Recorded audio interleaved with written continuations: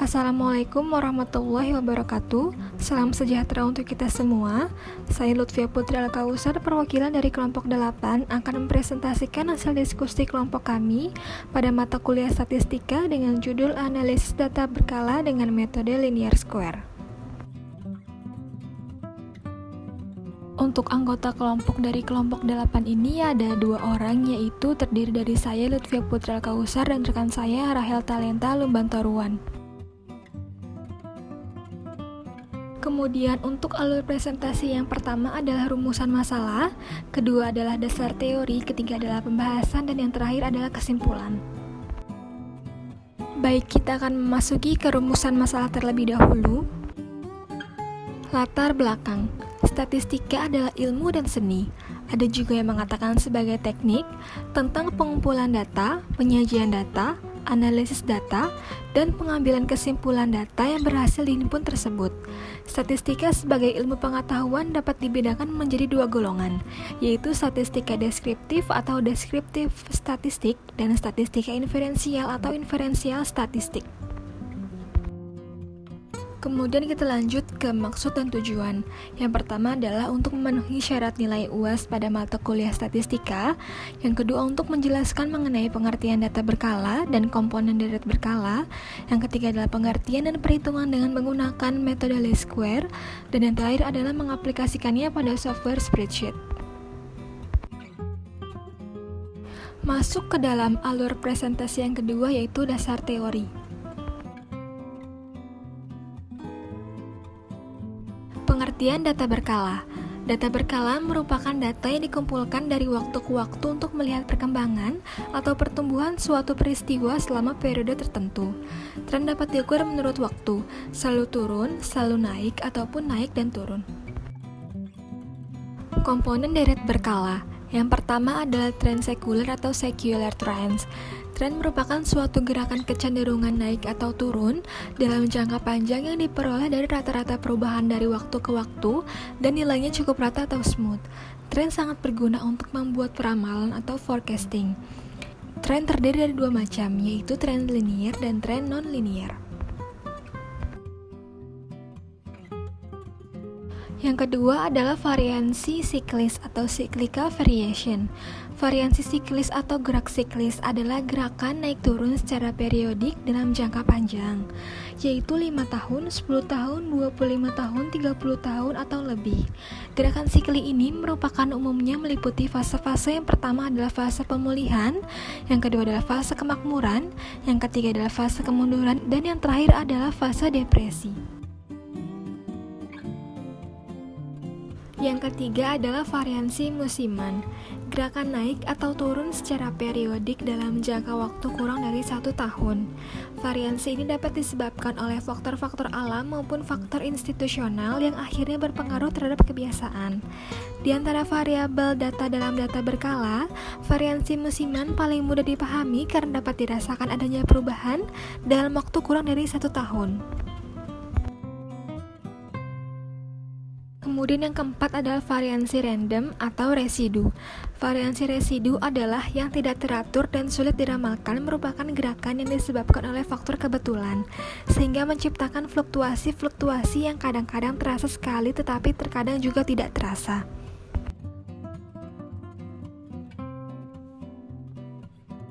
Metode least square. Metode least square merupakan metode yang digunakan untuk menentukan persamaan tren data karena metode ini menghasilkan data secara matematik. Metode least square yang dibagi dalam 2 kasus, yaitu kasus data genap dan data ganjil. Prinsip dari metode kuadrat terkecil adalah meminimumkan jumlah kuadrat penyimpangannya atau selisih nilai variabel bebasnya atau YI dengan nilai tren atau ramalan Y pangkat atau sama dengan sigma YI dikurang Y pangkat 2. Seperti gambar berikut ini. Setelah itu, dengan bantuan kalkulus yaitu defisiensi partial, diminimumkan rumus seperti di bawah ini. Kemudian dengan menyelesaikan kedua persamaan tersebut, maka nilai A dan B dari persamaan tren adalah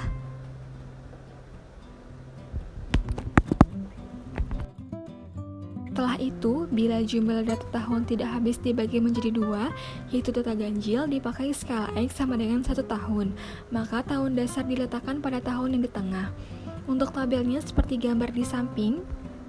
Dan selanjutnya, bila jumlah data tahun habis dibagi 2, yaitu genap, maka dipakai skala X sama dengan setengah tahun, maka tahun dasar diletakkan pada tahun di tengah. Untuk tabel seperti gambar di samping. Teori pendukung. Pengertian spreadsheet. Spreadsheet adalah suatu program yang digunakan untuk menyimpan, menampilkan, dan mengolah informasi atau data dalam wujud baris atau kolom. Untuk fungsi spreadsheet, yang pertama adalah meringankan penggunaan data dalam pembuatan susunan data, yang kedua untuk mengolah bilangan dalam bentuk diagram, yang ketiga dapat digunakan dalam perihal statistik, dan yang terakhir adalah dapat membantu mengolah informasi atau data disertai dengan database, diagram, dan sebagainya. Kemudian kita masuk ke alur presentasi yang ketiga, yaitu pembahasan. Kasus yang pertama adalah menggunakan rumus statistika. Contohnya adalah data ganjil. PT Sejahtera memproduksi dan menjual produk B, memiliki data-data sebagai berikut. Untuk tabel tahun dan penjualan. Kemudian untuk analisis menggunakan metode least square-nya adalah sebagai tabel berikut di samping.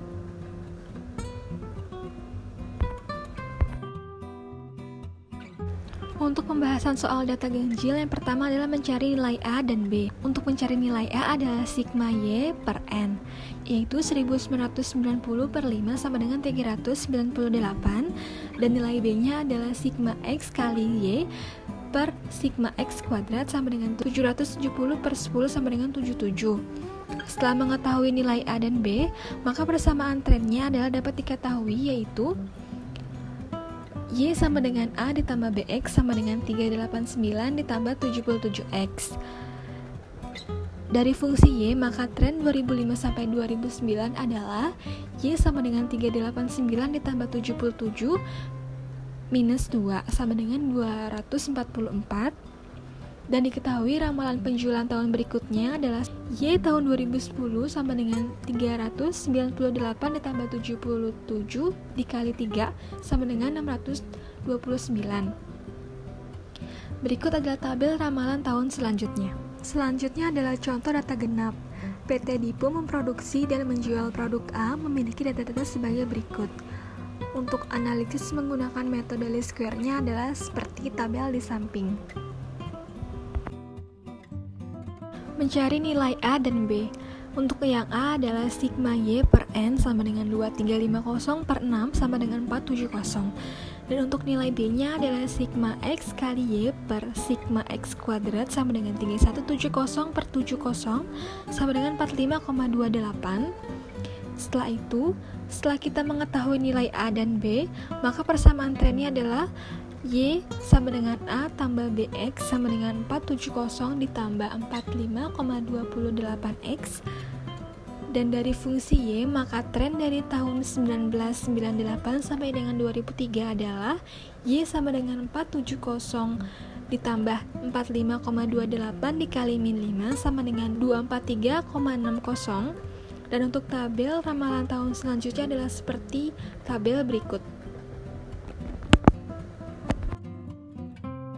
Selanjutnya, kasus menggunakan software spreadsheet. Contohnya yang pertama adalah data ganjil. Data penjualan AC pada toko Savana Elektronik dari tahun ke tahun adalah seperti tabel berikut ini. Langkah-langkahnya adalah yang pertama, pilih menu Start, kemudian pilih Microsoft Office Excel. Ketiga adalah masukkan data pada rank A1 sampai dengan B6, kemudian masukkan data sesuai informasi. Setelah itu kemudian pilih menu formula dan klik More Function. Pada menu More Function, pilih Compatibility, kemudian pada menu Compatibility, pilih Forecast dan klik OK. Ketika kotak dialog muncul, yang pertama adalah pada kotak X kita ketik 2010, pada kotak Noun YS sorot pada rank B2 sampai B6, pada kotak Noun XS sorot pada rank A2 sampai A6.